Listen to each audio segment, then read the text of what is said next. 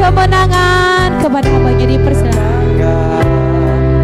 Terjadi di sini kemenangan terjadi di sini, kemenangan terjadi di sini.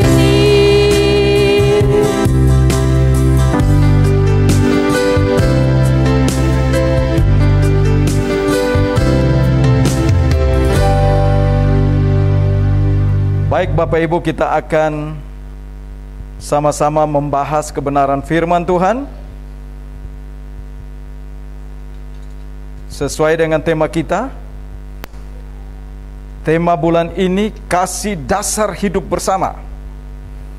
Kasih dasar hidup bersama, tema besar.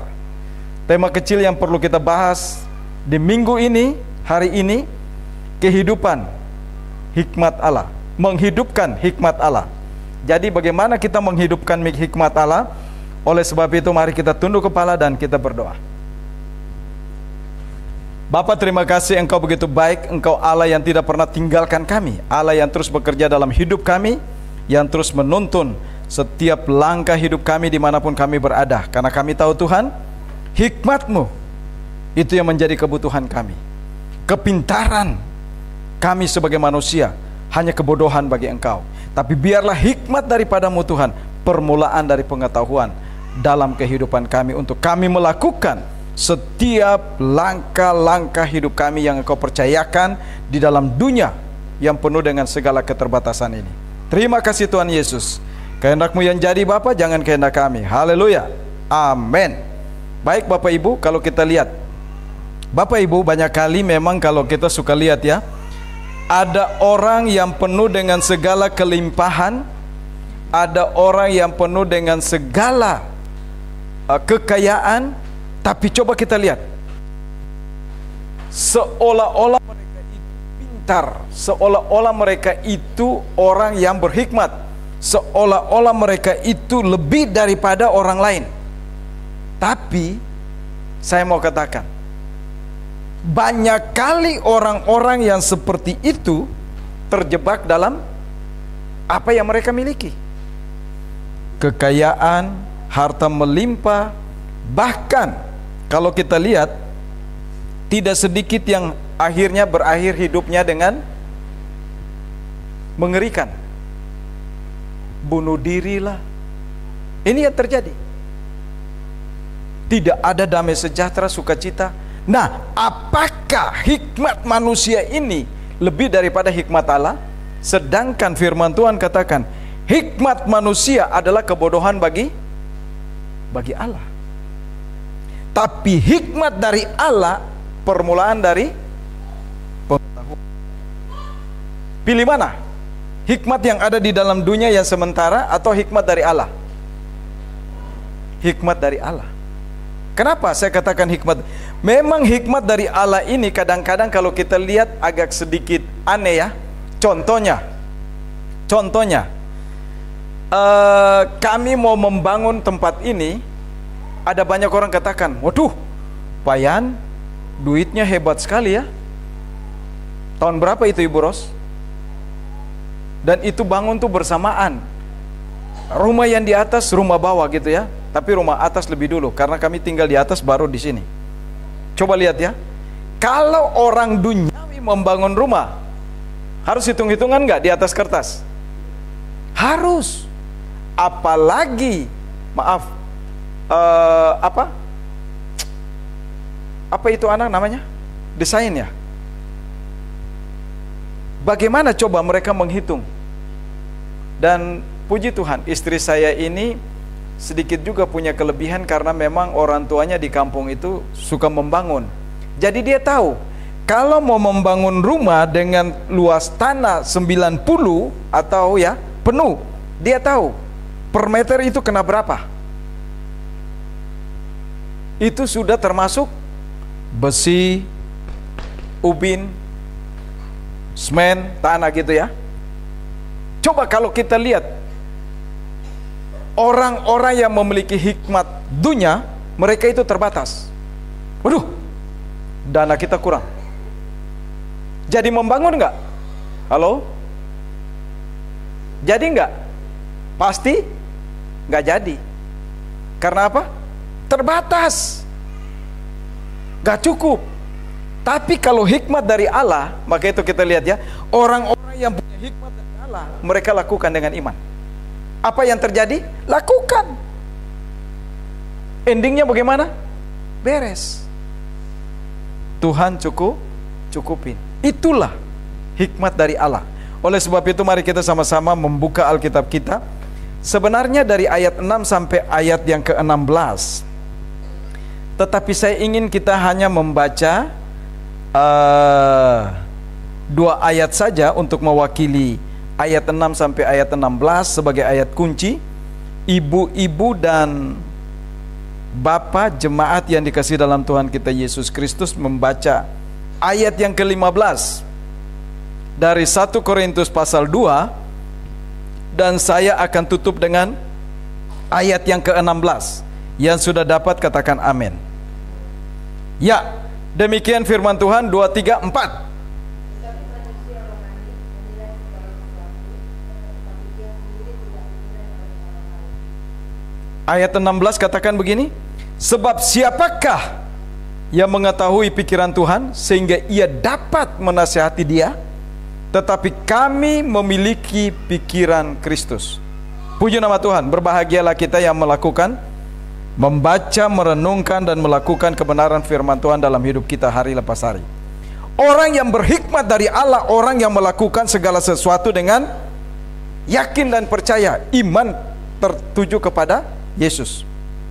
Ini paling penting. Oleh sebab itu kalau kita lihat di sini, ya,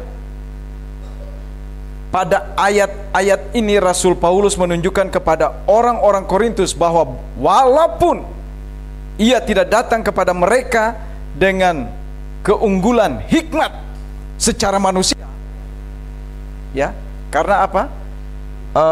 Jemaat atau orang-orang di Korintus itu dengan segala filsafat, dengan segala ilmu pengetahuan itu mereka bangga. Ya itu tadi, saya kembali lagi. Waktu kita bangun rumah ini orang berpikir, Ibu Ros banyak duit ya, Pak Yaneman banyak duit. Gak ada. Kami tidak punya duit. Tapi waktu membangun, coba kita lihat. Hikmat dari Allah itu, Allah memberikan segala apa yang dibutuhkan. Oleh sebab itu, keunggulan hikmat manusia atau dengan pengetahuan dan kesastraan yang dibagi-bagikan oleh orang Yahudi dan Yunani, ini menyampaikan kepada mereka suatu harta yang berupa hikmat yang paling sejati dan paling luhur. Adalah hikmat dari Allah. Oleh sebab itu 1 Korintus 2 ayat 6 saya baca sekali lagi. 1 Korintus 2 ayat 6 dikatakan demikian. Sungguh pun demikian kami memberitakan hikmat di kalangan mereka yang telah matang. Memang kalau orang-orang yang belum matang dalam hal rohani susah. Contohnya, kalau saya membimbing orang untuk terlibat di dalam pekerjaan Tuhan dengan karunia-karunia dari Allah, banyak orang tuh mau instan. Tolong Pak, ya teman, kasih kunci asli. Lah, kok untuk pekerjaan Tuhan ada kunci asli, ada kunci palsu ya? Akhirnya satu hamba Tuhan besar, saya nggak perlu sebut namanya, saya usir, pulang. Dia bawa duit 1 kofor. Pak Yaneman, tolong ya, kasih kunci saya yang benar, ini duit loh. Istri saya lihat sambil matanya begini. Master, itu duit atau kertas? Gitu ya. Maaf, semua yang saya didik sama. Tolong pulang. Dia bukannya pulang, dia ke Amerika, ke atasan saya, balik berdua. Saya bilang silakan, Bapak tanganin aja orang tersebut. Saya maaf, bisa ya. Nah ini kenapa? Karena orang-orang seperti ini tidak berhikmat. Bagaimana mereka mau memiliki otoritas dan kuasa Allah? Orang-orang yang memiliki hikmat dari Allah, ingat, permulaan dari pengetahuan, karunia Tuhan siapkan. Tapi ada Ada orang juga yang memiliki karunia, kenapa bisa hilang? Halo? Bisa nggak karunia hilang? Bisa. Tuhan memberi, Tuhan akan hidup kita kalau sama-sama dengan Tuhan dan tetap lekat pada Tuhan, Tuhan akan berkati. Bahkan karunia itu makin bertambah. Tapi kalau kita lihat hidup kita jauh dari Tuhan, bergeser dari rencana Allah, master plan Allah, susah. Jangan pernah karunia itu bertambah. Hilang iya. Hilang iya. Dan Tuhan tidak akan memakai kita lah. Sampai kapanpun kita jungkir balik, itu tidak akan muncul lagi. Karunia itu satu kali diberikan. Bertambah iya. Bagaimana kalau kita mau kembali lagi? Berhikmatlah sama Tuhan. Cari hadirat Allah. Bertobat sungguh-sungguh. Nah, itu yang Tuhan mau. Maka itu, sungguh pun demikian kami memberitakan hikmat di kalangan mereka yang telah matang, yaitu hikmat yang bukan dari dunia ini dan yang bukan dari penguasa-penguasa dunia ini, yaitu penguasa-penguasa yang akan ditiadakan. Kenapa? Zaman itu kita lihat ya, ada penguasa-penguasa yang memiliki otoritas sehingga mereka punya hak untuk menyalibkan Yesus. Mereka berpikir mereka berhikmat. Mereka meledek dia. Bahkan ada penyamun pun sampai katakan apa? Kalau engkau memang Allah, turunkan kita dari salib ini. Tapi coba lihat, yang berhikmat dia katakan apa? Dia tidak mengatakan yang lain. Dia tidak membanggakan dirinya bahwa dia adalah orang benar. Tapi dia katakan apa? Tuhan, ingatlah saya jika engkau kembali. Dan apa yang terjadi? Yesus katakan sebelum orang itu meninggal juga, dan sebelum Yesus meninggal, hari ini juga engkau bersama-sama dengan aku di. Ini luar biasa hikmatnya. Maka itu orang-orang yang berhikmat, kadang-kadang orang-orang itu melupakan dirinya sendiri. Dia tidak mementingkan. Jadi banyak kali begini, banyak kali ada hal-hal yang memang terjadi dengan diri kita yang Tuhan buat, tapi kita anggap apa? Waduh, ini kebetulan. Wah, ini memang hebatnya kita. Enggak. Kita ini enggak ada yang hebat. Contohnya, kalau ada orang dengan pendidikan yang memang dikatakan sarjana hukum, tapi jadi sekretaris, bagaimana? Itu rencana manusia atau rencana Allah? Rencana Allah. Bisa ya? Dia sarjana hukum, tapi kenapa? Bukannya hukum yang dia urusin, tapi apa? Bolpen dan kertas yang dia urusin jadi sekretaris. Itu rencana Allah. Karena apa? Hikmat dari Allah itu berbeda dengan hikmat yang ada di dalam dunia ini. Ada beberapa hal yang perlu kita perhatikan. Ada beberapa hal. Yang pertama, bagaimana menghidupkan hikmat Allah? Kita harus mengerti kemunculan dan asal-usul hikmat itu sendiri. Oleh sebab itu 1 Korintus 2 ayat 7 dia katakan begini, tetapi yang kami beritakan ialah hikmat Allah yang tersembunyi dan rahasia, yang sebelum dunia dijadikan telah disediakan Allah bagi kemuliaan kita. Luar biasa enggak? Coba, kita belum lahir, hikmat itu sudah diberikan buat kita. Tapi Bapak Ibu perlu perhatikan, hikmat ini bukan buat orang sembarangan. Setiap orang percaya, boleh saja percaya, kalau cuma dengan mulut. Hikmat itu tidak akan dia miliki. Tapi kalau dia buka hati dia dan dia memiliki Kristus sebagai Tuhan dan Juru Selamat, hikmat itu akan mulai muncul. Orang ke gereja, orang mau jadi gembala pun, mau jadi pendeta pun, menyampaikan kebenaran firman Tuhan, kalau ini tidak ada pada dia, tidak ada hikmat. Maka itu kan ada banyak yang kita katakan begini, kok hamba Tuhan itu khotbah begitu-begitu aja ya, kering. Tahu kata kering ya? Kok saya nggak dapat apa-apa ya? Mau dapat apa coba dari firman Tuhan? Bisa saja yang salah itu yang pendengarnya. Kenapa? Tidak hidup dalam Tuhan, tidak berhikmat. Bagaimana hikmat itu akan muncul? Kedua, bisa saja hamba Tuhan itu tidak memiliki hikmat. Yang ada apa? Pengetahuan. Bapak Ibu, saya punya banyak buku-buku yang mahal. Begitu saya bawa ke apartemen, kalau saya lihat lagi, aduh Tuhan, kenapa saya mesti beli buku-buku seperti ini ya? Nyesal. Coba kalau tiap minggu berkhotbah begini, bagaimana waktu saya? Bisa pergi-pergi enggak? Padahal kegiatannya, aduh, penuh sekali. Begitu ya? Padat. Apalagi Desember begini. Nah, saya mau katakan begini. Kalau saya mesti buka begini, waduh, akhirnya kutu buku. Apakah itu hikmat Allah? Halo? Saya ulang lagi ya. Kepintaran yang ada pada manusia sebagai hikmat manusia adalah kebodohan bagi A. Tapi hikmat Allah permulaan dari pilih yang mana? Berjalan bersama Allah atau dengan kepintaran otak yang kecil ini, atau mau sama-sama dengan Allah? Pilih yang mana? Betul, lebih baik kita pilih Allah.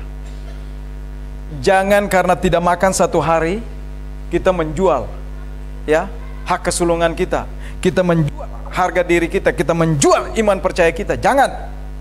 Tapi datang tunduk kepada Allah. Tuhan, saya milik kepunyaanmu. Kalau firman Tuhan katakan anak cucumu tidak akan menjadi pengemis dan minta-minta, amin. Tapi banyak kali apa yang kita lakukan? Kita mengandalkan kemampuan diri sendiri. Bahkan apa yang kita miliki menjadi ego. Ah, ini milik saya. Saya puji Tuhan. Anak saya sambil sekolah dua-dua sudah dapat pekerjaan. Saya katakan, kalian nih sekarang orang kaya. Orang tua hidup dari kalian aja. Dan waktu pendapatan pertama dari keset, kenal ya yang namanya keset? Begitu dia dapat gaji pertama, dia bilang, Tuhan, ini buat engkau. Saya bilang, yang benar. Ya, ini buat Tuhan. Cuma ada tawar-menawarnya. Saya mesti hidup bagaimana ya, Maya? Halo, gimana tuh? Gaji semua dia kasih buat Tuhan. Bagaimana Bapak Ibu? Bisa nggak kita seperti keset? Ini keset kaki loh. Bisa ya? Paulus bilang, biarlah saya menjadi keset kaki. Tapi keset ini dengan keset kaki itu berbeda. Keset ini anugerah. Maka itu namanya tuh, waktu saya ambil S2 dalam bidang bahasa asli Ibrani, saya kasih nama lah keset Tov Bana. Sebenarnya pisah, tapi karena mesti ada dua nama saja, jadi keset Tov itu gabung. Jadi kalau orang-orang yang nggak tahu dengar nama keset Tov Bana itu bingung. Wih, ini nama siapa ya? Wah, namanya nama orang luar. Iya, memang nama dari luar, tapi orangnya orang asli Indonesia. Jadi waktu dia tawar-menawar, mamanya cuma bilang begini, ya, kamu kan masih tanggungan kami, jadi saya berikan juga. Amin. Bisa ya? Ini hikmat dari manusia atau dari Tuhan? Berani melepaskan hak. Dan jangan takut, Tuhan akan memberkati kita. Dia tidak lagi berpikir, bagaimana kalau saya pergi kuliah, bagaimana lagi kalau saya pergi bekerja, bagaimana kalau saya liput, ada nggak ongkos? Dia tidak pernah pikir itu. Kenapa? Hikmat dari Allah itu permulaan dari pengetahuan. Waktu kita utamakan Allah, kita perhatikan, berkat di depan kita akan miliki. Ingat loh, hikmat ini kalau ayat yang ke-7 tadi katakan apa? Tetapi yang kami beritakan ialah hikmat Allah yang bersembunyi dan rahasia, yang sebelum dunia dijadikan telah disediakan Allah bagi kita, bagi kemuliaan kita. Kemuliaan kita apa? Bapak Ibu, dunia boleh menghina kita. Dan Bapak Ibu jangan pernah begini, saya tuh paling gak suka selalu kalau dibilang apa, cari muka, cari apa lagi ya, cari kedudukan gitu ya, cari macam-macam lah. Saya tuh biasa begini, silakan, yang lain boleh aja, saya di belakang layar. Tapi kalau Tuhan angkat, nggak ada yang bisa melarang. Bisa ya? Kamu langsung di sini. Contoh, saya dari dulu tuh berpikir begini, ruang sidang anggota dewan tuh seperti apa ya? Begitu Tuhan bawa ke sana, bukan cuma sekali, berkali-kali. Begitu Ibu Ros bilang, begini ya, kok ketat? Saya bilang, iya ketat. Ini nggak sembarang orang bisa datang ke tempat seperti itu. Begitu masuk, duduk di meja sidang, ini ya kalau sidang begini, iya. Bisa ya? Kesempatan itu nggak semua orang. Tapi waktu Tuhan memilih kita dari banyak orang, itu nggak semua orang dipilih. Ini hikmat dari Allah. Oleh sebab itu jangan. Karena waktu kita menjadi orang percaya bukan lagi ekor, tetapi jadi. Ini penting. Maka itu dikatakan, bagaimana menghidupkan hikmat Allah.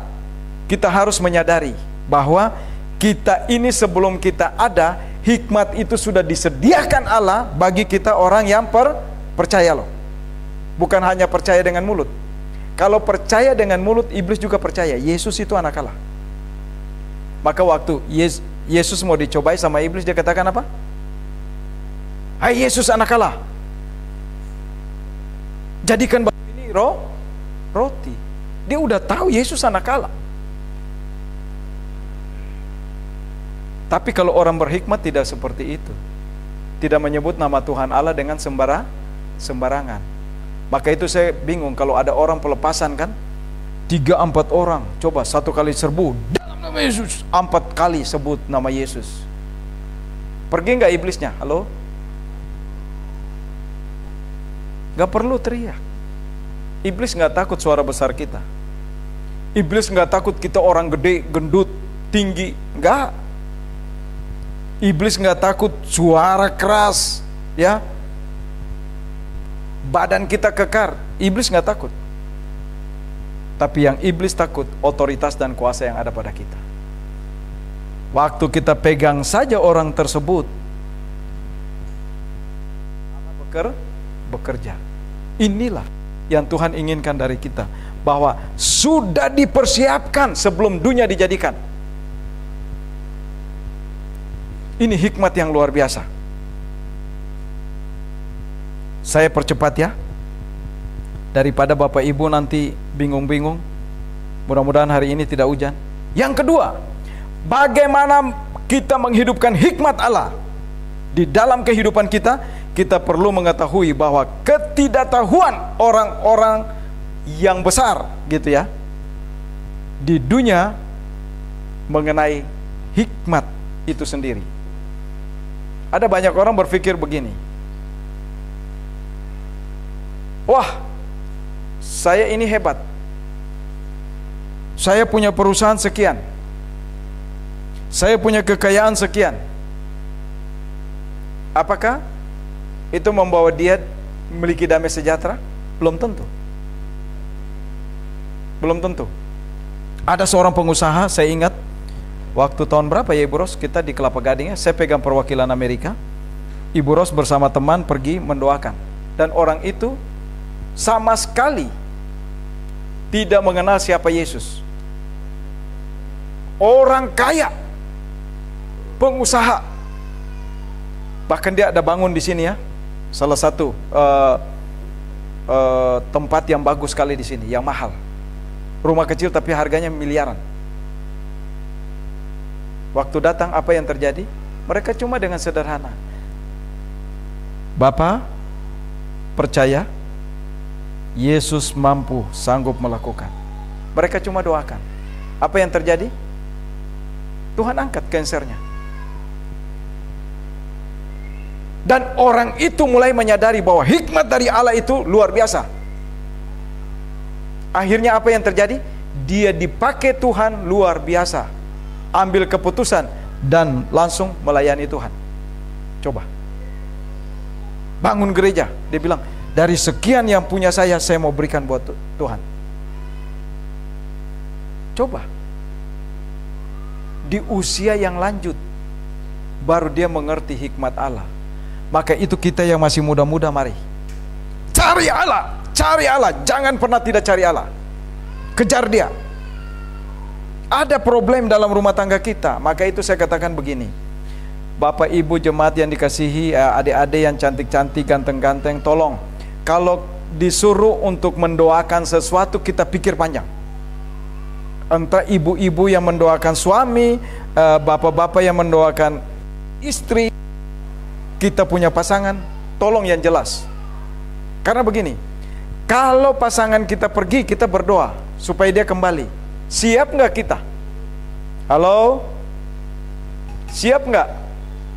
Umpamanya saya pergi nih, Ibu Ros berdoa, Tuhan kembalikan dong Pak Yaneman kembali ke sini. Ibu Ros siap terima saya nggak? Oke, puji Tuhan kalau siap. Tapi balik nggak utuh. Siap nggak? Halo?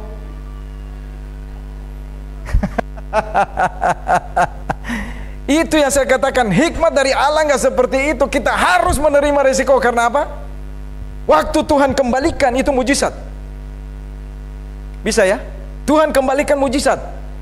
Masalah dengan kekurangan itu resiko yang kita harus terima. Itulah hikmat dari Allah.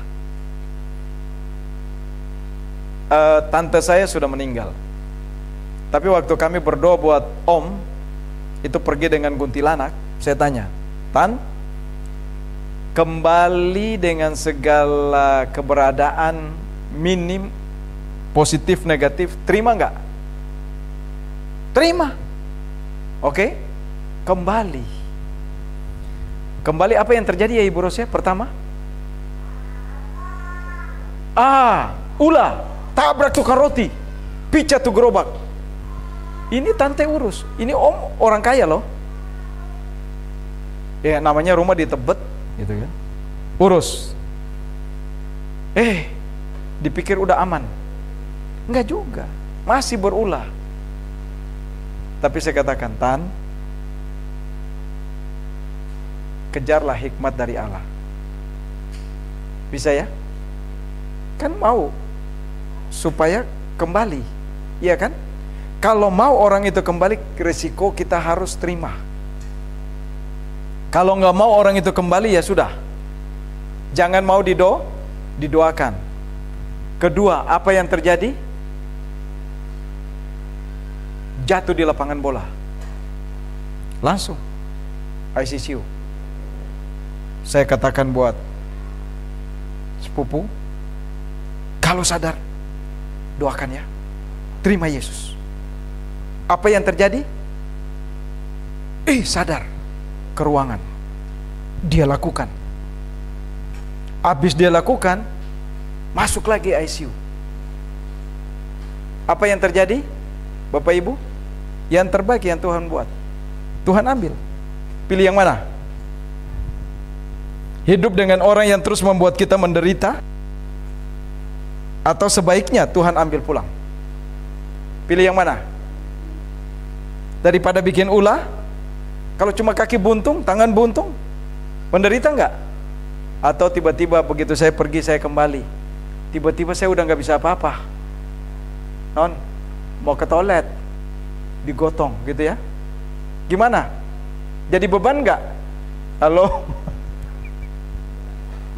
Maka itu kita bersyukur, kita berdoa yang jelas buat Tuhan. Saya ngeri kalau berdoa. Maka itu kalau orang berdoa, saya kadang-kadang iya nanti saya doa. Tapi saya bergumul lagi sama Tuhan, Tuhan perlu nggak saya doakan? Ngeri.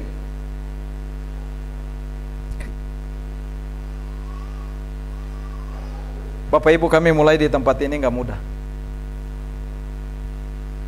Maka itu kami bersyukur. Kami bersyukur kalau lingkungan mendukung dan sebagainya. Bahkan ada yang mengaku, Bang, abang yang apa non? Yang di bumi dan apa? Saya kaget. Abang ini abang saya di dunia dan di akhir. Saya bilang, gak salah. Bisa ya? Tapi ini kenyataan. Kalau hikmat yang Allah berikan kepada kita, jangan pernah kita takut. bagaimana menghidupkan hikmat Allah, kita perlu mengetahui bahwa ketidaktahuan orang-orang besar di dunia mengenal hikmat tersebut. Mereka tidak memiliki, tapi kita bersyukur kalau kita orang-orang kecil, tapi kita memiliki hikmat yang besar. Karena hikmat dari Allah itu permulaan dari pengetahuan. Bapak Ibu jangan takut. Firman Tuhan katakan kalau kita sudah melekat dengan Tuhan, apa yang kita mau? Saya suka katakan buat istri saya, kalau dia suka tunjukkan rekening, saya bilang gak apa-apa, jangan mengeluh, puji Tuhan. Kadang-kadang Bank Sentral Asia itu zero, tinggal 100.000. Bisa nggak kita tarik? Kalau lewat M-Banking nggak bisa kan? Kalau lewat ATM paling cuma bisa ambil 50 ya. Saya katakan kita bersyukur. Dari Bank Sentral Allah ke Bank Sentral Asia mudah nggak? Halo? Mudah nggak? Yang nggak mungkin bagi kita manusia, tapi bagi Allah tidak ada yang mustahil. Amin, itu hikmat Allah. Ini yang perlu kita perhatikan. Oleh sebab itu 1 Korintus 2 ayat 8 katakan begini, tidak ada dari penguasa dunia ini yang mengenalnya, sebab kalau sekiranya mereka mengenalnya, mereka tidak menyalibkan Tuhan yang mulia. Coba tuh, penguasa dunia ini, mereka anggap apa? Yesus adalah sampah, Yesus adalah pemberontak yang ingin membuat negara baru, yang ingin membuat kepemimpinan yang baru. Tidak seperti itu. Yesus bukan memerintah di dunia, tapi memerintah di sorga. Mereka menyalibkan dia. Maka itu dia berdoa apa? Bapa, ampunilah mereka, sebab apa yang mereka lakukan mereka tidak Iya, itu hikmat dunia. Mereka tertawa. Coba lihat, jubah ungunya mereka rampas dan mulai berjudi. Akhirnya apa coba? Pakai jubah ungunya aja bisa mati. Nah, ini yang kita perlu perhatikan, bahwa hikmat dunia ini, kepintaran orang-orang yang memiliki itu terbatas. Tapi hikmat Allah, kita bersyukur, tidak akan terbatas. Oleh sebab itu tidak ada dari penguasa di dunia ini yang mengenalnya. Sebab kalau sekiranya mereka mengenalnya, mereka tidak menyelipkan Tuhan yang mulia. Ya, ini paling penting. Bagian yang ketiga dikatakan begini, bagaimana menghidupkan hikmat Allah? Kita harus mengetahui hikmat itu sedemikian rupa sehingga tidak dapat tersingkap sekiranya tidak diwahyukan, seperti yang dikatakan oleh Nabi Yesaya. Nabi Yesaya 64 ayat 4. Apa bunyinya Bapak Ibu? Tahu nggak? Sebenar ini paling luar biasa, ada lagunya. Apa yang tidak pernah kita lihat. Coba Ibu Ros baca buat kita. Apa yang tidak ada dalam pikiran kita. Bisa ya? Semua telah disediakan Tuhan. Ini hikmat Allah. Tapi kalau kita katakan ini buat orang katakan bodoh, aneh. Emang kamu makan apa? Coba Ibu Ros baca buat kita.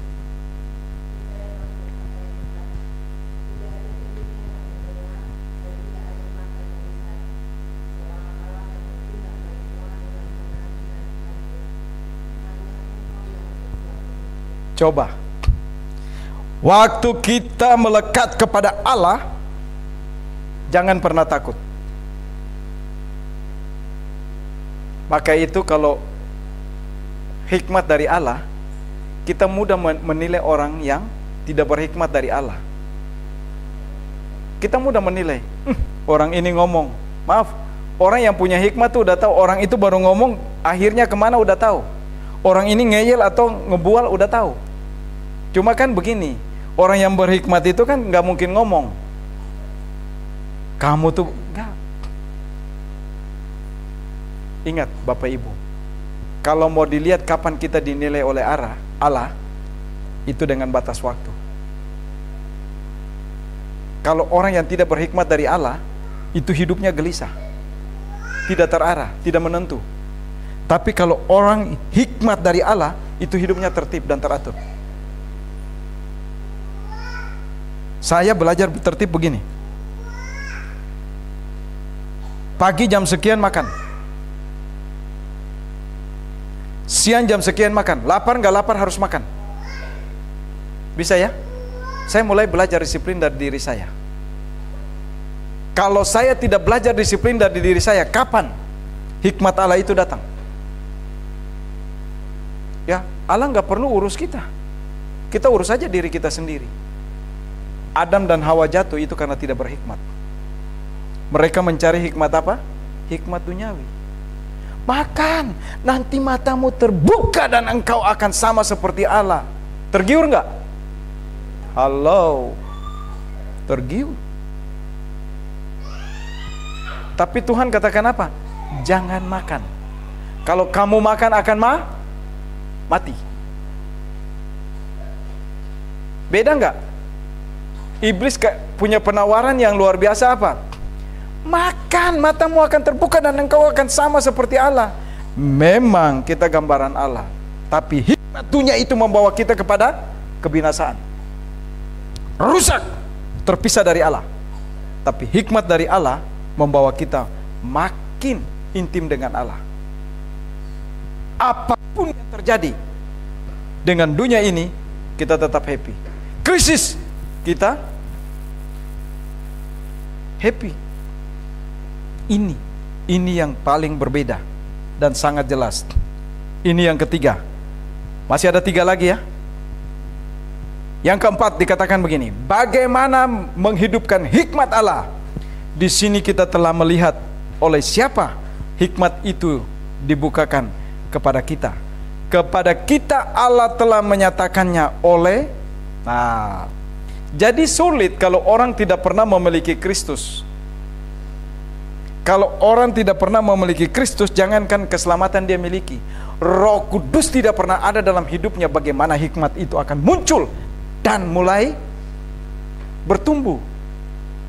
Tetapi kalau hikmat itu ada dalam kita dan Roh Kudus ada dalam hidup kita, itu akan bertumbuh dan menjadi nyata. Kita akan menjadi orang yang dewasa. Angin sebadai apapun kita tidak akan tergeser. Tidak akan tergeser. Oleh sebab itu, firman Tuhan dalam 2 Korintus 2 ayat 9 ayat 10 katakan begini. Karena kepada kita Allah telah menyatakannya oleh Roh, sebab Roh yang menyelidiki segala sesuatu, bahkan hal-hal yang tersembunyi dalam diri Allah. Nah, itu tadi saya katakan, Bapak Ibu, kalau kita tidak melekat kepada Allah di dalam Kristus Yesus, kita tidak akan bisa melihat apa yang Yesus sudah siapkan bagi kita. Anak cucu kita belum ada, Tuhan sudah siapkan. Maka itu Yeremia 29 ayat 11 itu ya dan amin. Rancangan yang ada pada Allah mengenai kita orang percaya, rancangan damai sejahtera. Kata damai sejahtera ini berarti kita tercukupi, tidak ada lagi sungut-sungut. Semua dilimpahkan. Cuma sekarang kembali lagi bagi kita, mau nggak miliki hikmat dari Allah, atau yang ada pada kita ego, iri hati, dengki, ya, apalagi ya, macam-macam. Marilah kita jadi orang yang sederhana tapi takut akan Tuhan. Mau pilih yang mana? Dengan segala kekayaan tapi sekejap Tuhan bisa ambil dari kita, atau dengan apa yang ada pada kita tapi untuk kemuliaan nama Tuhan, Tuhan akan buat langgeng. Itu kembali kepada kita. Hikmat dari Allah adalah awal dari pengetahuan. Yang kelima dikatakan begini. Yang keempat, masih poin yang pertama. Ia dikatakan sebagai Maha Tahu. Ini Roh Kudus. Jadi kalau Roh Kudus yang ada pada kita itu dia Maha Tahu, maka itu orang-orang yang berhikmat dan dipimpin oleh Allah, mereka mengetahui. Mereka bukan buat-buat. Ada orang yang suka buat-buat ya. Bahkan maaf, saya kadang-kadang agak sedikit terganggu dengan doa-doa seperti begini. Ini banyak teman saya juga. Tuhan terima kasih, kami mau makan. Dan kami teringat orang-orang yang di luar sana. Halo, yang mau makan sekarang kita atau orang-orang yang di luar sana? Kita mau makan atau orang di luar? Kita. Jadi yang perlu kita berdoa, kita atau buat orang di luar?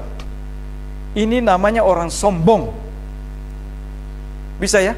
Kalau mampu kasih makan mereka dong. Jangan cuma doa. Bisa? Ini doa kadang-kadang membuat orang lain kuping naik. Ya udah kalau mau berdoa, maka itu kadang-kadang saya kalau disuruh berdoa, saya cuma bilang, Tuhan Engkau tahu kehendak kita. Hari ini kita mau lakukan apa? Amin. Udah. Tuhan kan lebih tahu daripada kata-kata yang indah tapi kosong, tidak berhikmat. Bisa ya? Sekarang kalau kita berdoa, Tuhan kami mau makan dan kami mau menikmati makanan, tapi kami juga teringat akan orang-orang di sana yang tidak menikmati. Jangan doakan mereka. Kalau mau begitu, bikin nasi sambal pecel atau apa ya, pakai terong begitu ya. Bapak Ibu, COVID pertama, saya dan Ibu Ros dikatakan teman-teman gila. Orang semua dalam ketakutan. Kami katakan, Mama suruh kami ke Jakarta, oke, tapi boleh nggak siap 50 sampai 100 pak packing buat orang-orang jalanan. Soalnya coba, abang beca tinggal duduk di beca kehujanan. Begitu ditanya, Bang udah makan? Duit saya udah habis, mau makan apa lagi? Makan ya? Aduh terima kasih.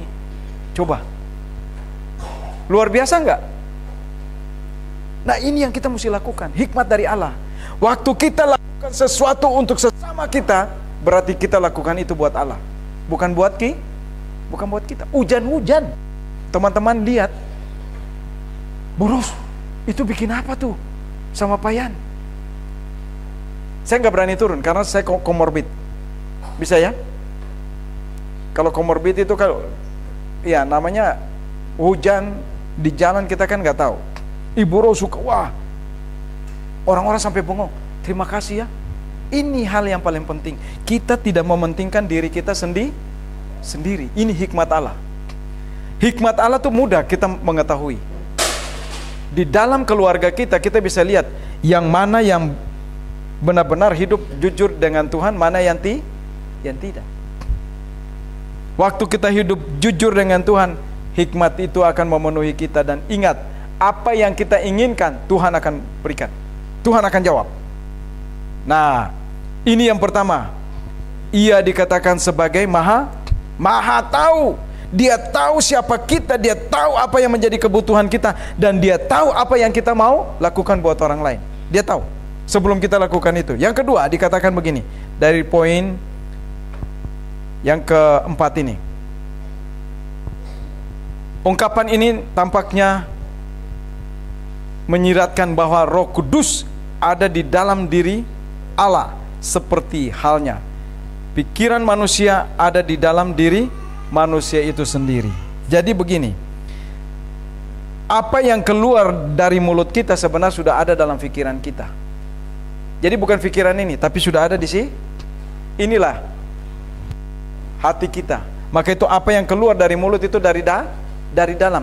Jadi waktu kita miliki Roh Kudus itu adalah Allah, dan Dia tahu apa yang ada pada Allah untuk kita sebagai orang percaya. Dia tahu apa yang jadi kebutuhan kita. Ya teman, you butuh rumah? Iya. Bapak Ibu tahu, kami sebelum punya rumah kami diusir. Udah bayar 1 tahun, diusir. Kami pergi, bukan minta kembali. Dihina, cuek.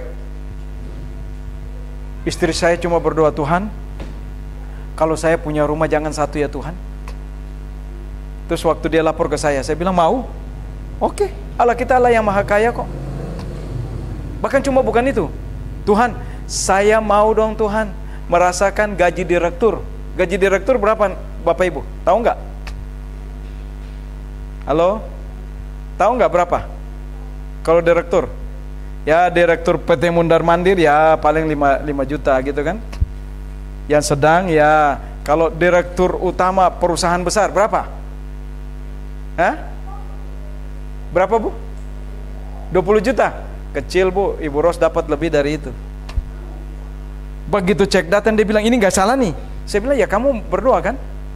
Mau gaji direktur kan? Kaget dia. Jadi jangan pernah jengkal Allah. Jangan. Yang penting kita bergantung kepada Allah. Dan tiap kali cek datang, benar nggak ya? Ya, saya bilang silakan cair. Begitu 2-3 hari cair, dilihat, ih benar. Saya bilang Tuhan kita luar biasa kan? Bengong dia. Ya namanya anak desa, nggak pernah lihat uang puluhan juta kan? Begitu sekali datang, berapa tuh non pertama? 20 kecil Bu, 30 juga kecil, 40 ke atas Bu. Ih kok begini ya? Maka itu saya cuma katakan, ya doakan anak-anak. Kalau firman Tuhan katakan ya dan amin, ya kita tinggal aminin. Karena anak cucu tidak akan menjadi peminta-minta. Tuhan akan perhatikan. Yang penting kita takut akan Tuhan. Itu yang kedua. Jadi di dalam diri manusia itu sendiri ada apa yang menjadi keinginan kita ada. Nah, apa yang ada pada Roh Kudus untuk jaminan kita ada. Jaminan keselamatan, jaminan sukacita. Apalagi, jangan pernah takut kalau cuma nasi sepiring. Saya bersyukur saya dididik Tuhan luar biasa. 6 bulan tidak makan, saya nggak takut mati. Maka itu kalau istri dan anak-anak mengeluh, saya bilang, kalau 1 hari nggak makan, 2-3 hari nggak makan, yang penting masih minum air, udah hidup, nggak akan mati. Bisa ya? Mau nggak kita pulang sama-sama begitu? Terus uang makan 5 hari, pagi, siang, sore, malam, bawa ke kotak ini. Bukan itu yang maksud saya. Tapi kita mau belajar taat kepada Tuhan. Itu yang Tuhan inginkan. Oke. Yang keempat ya, maka itu saya akan baca satu ayat. 1 Korintus 2 ayat 8 dia katakan begini. Tidak ada dari penguasa dunia ini yang mengenal. Sebab kalau sekiranya, ini sudah tadi ya, ayat 8 sama seperti ayat 7 tadi ya. Ya, ayat 6 juga kita udah baca. 12 demikian. Kita tidak menerima roh dunia, tetapi roh yang berasal dari Allah, supaya kita tahu apa yang dikaruniakan Allah kepada kita. Roh dari Allah itu Allah mengaruniakan kepada kita sama seperti begini. Waktu kita melihat Yesus waktu ambil keputusan dilayani oleh Yohanes masuk dalam baptisan kudus, langit terbuka. Burung merpati itu, ini bukan burung merpati, tapi Roh Kudus seperti burung merpati. Dan apa yang dikatakan? Suara dari langit, inilah anak yang kukasihi, kepadanya ku berkenan. Jadi kalau kita orang-orang yang dipenuhi oleh Roh Kudus, jangan takut. Kita orang-orang yang berkenan. Mau nggak berkenan bagi Allah? Kalau nggak mau, Bapak Ibu maaf, susah payah kita akan mencari. Tapi kalau orang yang benar-benar berkenan di hadapan Allah, waktu kita tidur saja kita sudah diberkati. Berkat itu mengikuti orang percaya. Tapi kalau kita tidak melekat kepada Allah, apa yang kita kerjakan susah. Akhirnya capek sendiri. Nah, yang berikut, yang kelima, bagaimana kehidupan kita menghidupkan hikmat Allah. Di sini kita melihat dengan cara apa hikmat ini diajarkan atau disampaikan. Ayat 13 saya katakan, saya coba baca buat kita. Dan karena kami menafsirkan hal-hal rohani kepada mereka yang mempunyai roh, kami berkata-kata tentang karunia-karunia Allah dengan perkataan yang bukan diajarkan kepada kami oleh hikmat manusia, tetapi oleh Roh Kudus. Dalam nama Yesus. Dan berjalanlah. Orang lumpuh berjalan. Bisa nggak hikmat dunia katakan begitu? Nggak bisa. Memang kadang-kadang doa kita, umpamanya Bapak Ibu minta doa di tempat ini buat orang-orang yang bukan di sini tapi di seberang lautan sana, Tuhan jawab. Kadang-kadang kita nggak bisa membedakan bahwa itu jawaban Tuhan atau bukan.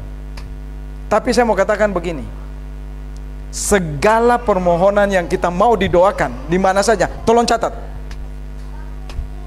Permohonan saya tanggal sekian saya mau bawa ke El Syama. Pak Yaneman tolong doakan ini. Jam berapa? Catat. Kapan dijawab? Saya lihat luar biasa jawaban-jawaban Tuhan yang gak masuk akal. Maaf, kadang-kadang kita lihat begini. Kalau saya sudah lakukan ini dan sudah ada jawaban, bisa ditarik lagi nggak? Halo?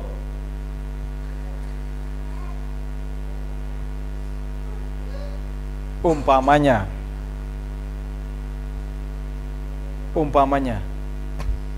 Ibu Ros jual mobil, orang udah bayar nih, tapi hatinya masih ke mobil itu. Mungkin nggak? Iya, pakai aja Bu. Ya udah, duit saya kembali aja, nggak apa-apa. Bisa nggak? Nggak bisa ya. Tapi kalau kasih Allah bisa nggak? Saya dengar kesaksian Bapak Frida tadi pagi cerita. Ini contoh ya. Ini contoh buat kita. Kita nggak boleh sembunyi-sembunyi rahasia Allah. Papa saya tuh udah masuk surat pengunduran diri loh, Pak Yan. Kalau udah surat pengunduran diri berarti untuk mundur kan ya? Kenapa saya bagi ini buat kita? Ini contoh. Ini contoh. Waktu kita taat kepada Allah, bagaimana Allah melawat kita, bukan cuma kita. Keluarga, orang tua yang kita mesti pelihara mereka, Tuhan jawab. Bisa nggak Tuhan tarik lagi? Udah jelas loh. Pak Yan, tanggal 5, saya pikir tanggal 4. Supaya bisa Natal bersama kan? Di Jakarta gitu, Natal tanggal 5. Berarti Natal di sama aja. Sudah diputuskan, tanggal 5 akan berangkat kemari. Bisa ditarik nggak surat itu, Bapak Ibu? Perusahaan katakan apa? Pak, kalau Bapak begini, Bapak nggak dapat apa-apa. Oke? Kan mundur kan? Mengundurkan diri dong. Mengundurkan diri dapat pesangon nggak? Halo, ini yang bekerja nih. Kayul, bagaimana Kayul? Masih dapat? Mengundurkan diri? Oh ya? Puji Tuhan. Bisa ya? Ini puji Tuhan. Tapi di sana dikatakan apa? Pak, kalau begini Bapak nggak dapat apa-apa. Supaya Bapak dapat, Bapak bikin aja surat apa Pak?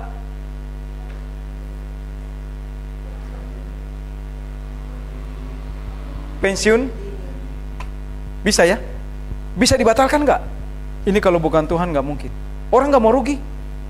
Ya kalau you mundur ya udah saya kasih gaji 1 bulan, iya kan? Apalagi dari daerah yang maaf kata masih terpencil. Bisa ya? Tapi ditarik.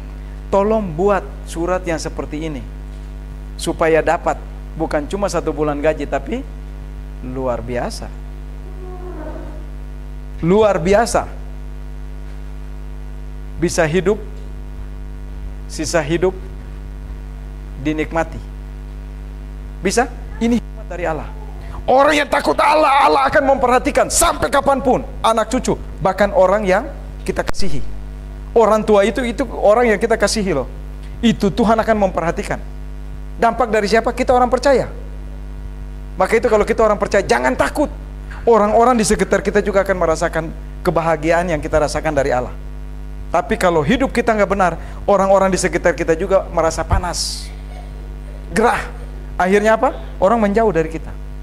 Akhirnya kita nggak punya teman. Kadang-kadang Ibu Ros katakan, kamu punya teman nggak sih, Pak Yan? Saya katakan begini, saya kalau mau bawa teman saya sini penuh. Dia nggak percaya.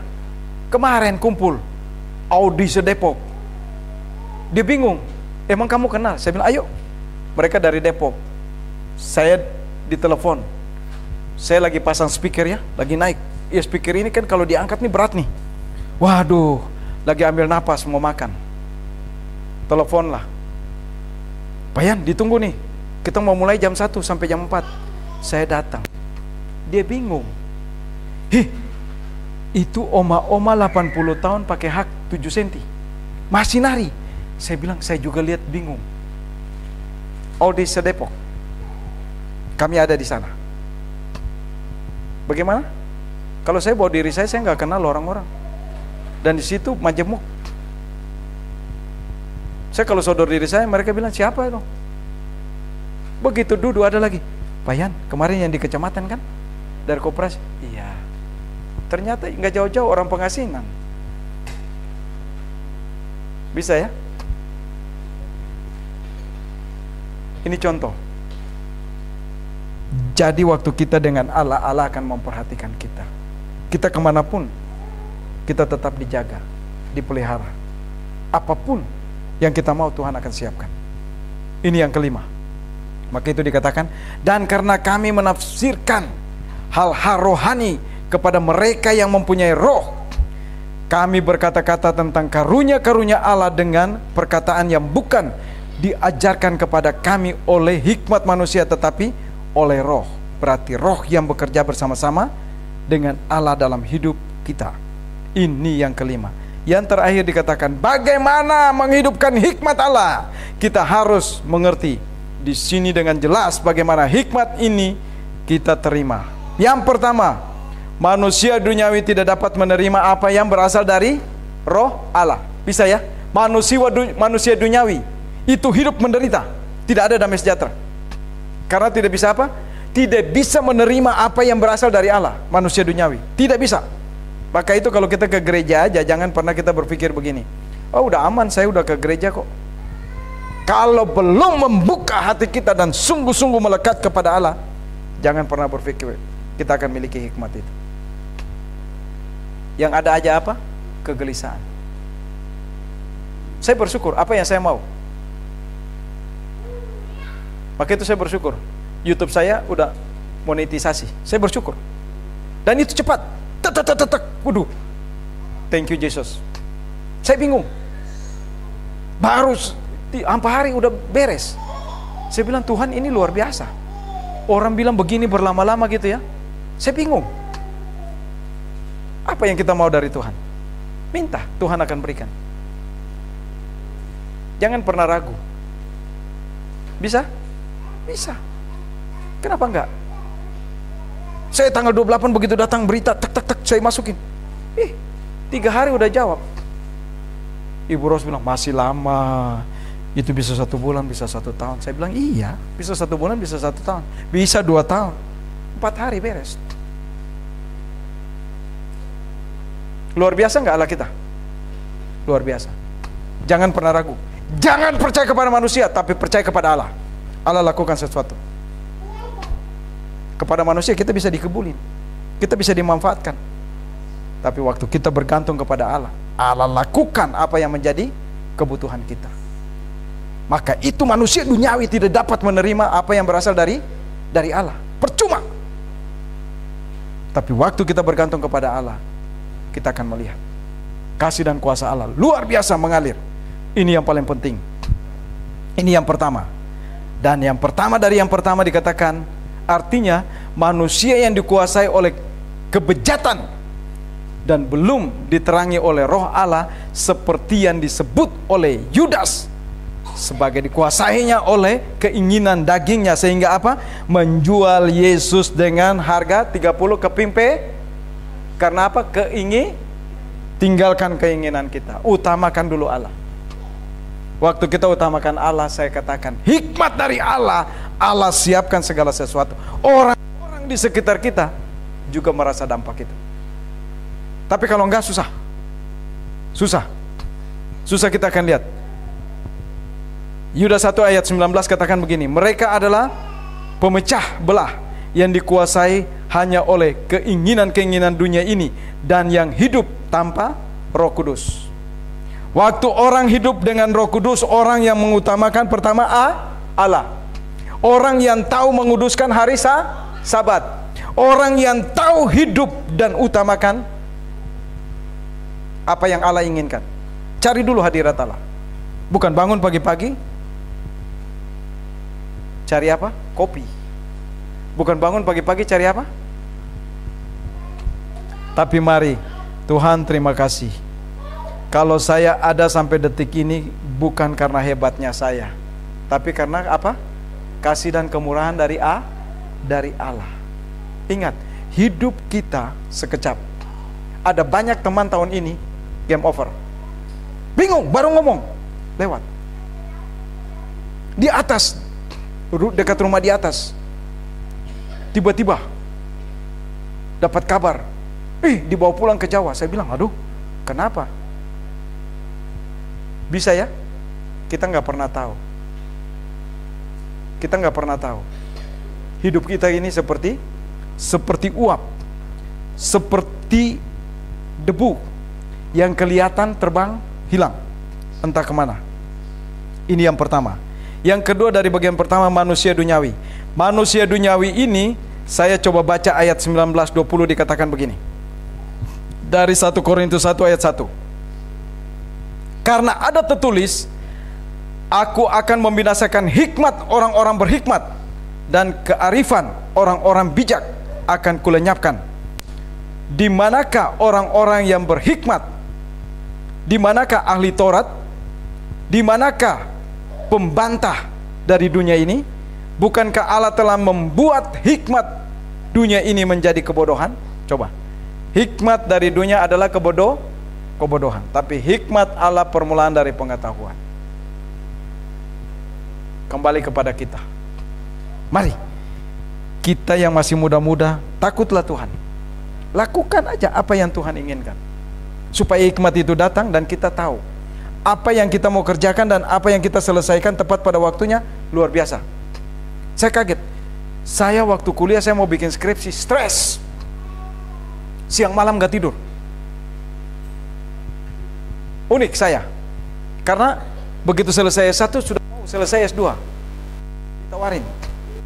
Punya kelebihan banyak ya. Bahkan doktor honorer causa saya nggak mau terima. Sampai sekarang masih dikirim. Saya bilang, buat apa? Sekarang saya punya gelar banyak tapi saya nggak bisa buat sesuatu, enak nggak? Halo? Percuma. Kalau saya punya gelar, saya bisa lakukan sesuatu untuk kemuliaan, luar biasa. Gitu ya. Tapi saya bingung. Anak saya yang namanya Keset, satu hari itu bisa bikin 5 tulisan. Dia bikin karya apa? Karya ilmiah. Ya? Penelitian. 50 halaman sekecap. Aduh. Saya bilang, aduh. Saya cari judul aja pusing kan gitu ya. Gak tahu kalau Bapak Erno barangkali ya sudah ada. Oh, pusing juga Pak. Bapak suka goyang-goyang kepala. Sama Pak. Saya sampai maaf Pak, jadi botak juga Pak. Sama. Iya, aduh pusing. Nah, maka itu ditawarin lagi, Pak Yan udah ambil doktor, bikin karya tuh. Sorry. Begini, saya kalau dokter saya nggak bisa buat buku, percuma. Bisa ya? Padahal saya punya judul buku banyak. Teknik pelayanan yang benar, udah 1 buku. Kan gitu ya? Pelayanan dengan otoritas dan kuasa Allah, 2 buku. Bersama Kristus kita lakukan perkara yang besar, 3 buku, kan gitu ya? Tapi enggak. Bisa S3 itu nggak mudah buat saya. Karena gini, kalau saya S3 saya belum bisa buat buku, percuma. Maka itu ada teman yang buat buku, akhirnya maaf, dapat lisensi lagi ya, dapat hak cipta. Saya bilang, Pak Ketu, hebat. Ini luar biasa. Kenapa? Itulah yang Allah inginkan dari kita. Bukan kehebatan kita, tapi kehebatan dari Allah. Tetapi manusia rohani menilai segala sesuatu. Nah, kenapa saya katakan demikian? Bapak Ibu, manusia rohani ini sebenarnya dia sebelum menjadi manusia rohani, dia adalah manusia duniawi. Jadi apa yang dialami oleh manusia rohani itu, dia sudah alami sebelum dia menjadi rohani. Nah ini, oke. Ini yang perlu kita perhatikan. Jadi manusia rohani dapat menilai manusia duniawi, tapi manusia duniawi tidak dapat menilai manusia rohani. Oleh sebab itu hikmat dari Allah itu awal dan permulaan dari pengetahuan. Jangan pernah takut. Jangan pernah ragu. Apa yang kita inginkan buat kita, buat keturunan kita, Tuhan sudah siapkan. Saya nggak pernah berpikir anak saya sambil kuliah, oh kok bisa dapat kerja. Kok gampang sekali. Malahan pekerjaan yang kejar-kejar. Dan begitu, aduh, buah sulung ya. Dia nggak pakai hitung-hitung. Aduh, buah sulung ya. Nggak. Buat Tuhan. Ini hikmat dari Allah. Hikmat dari dunia adalah kebodohan bagi Allah. Karena apa? Aduh, ini kan berkat kamu, kenapa kamu mesti kasih buat Tuhan?